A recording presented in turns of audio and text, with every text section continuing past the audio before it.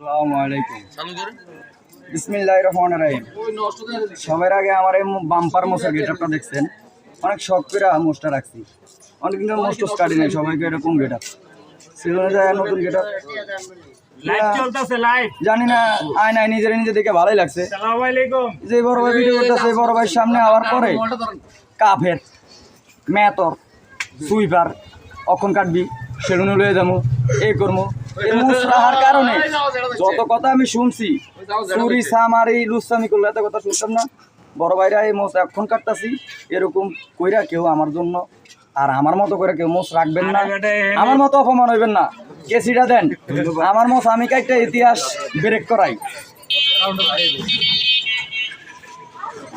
আল্লাহ এই চায়না স্টাইলের মোষ থ্যাংক ইউ। আমি নিজে মানে অপমান করতে রাজি না।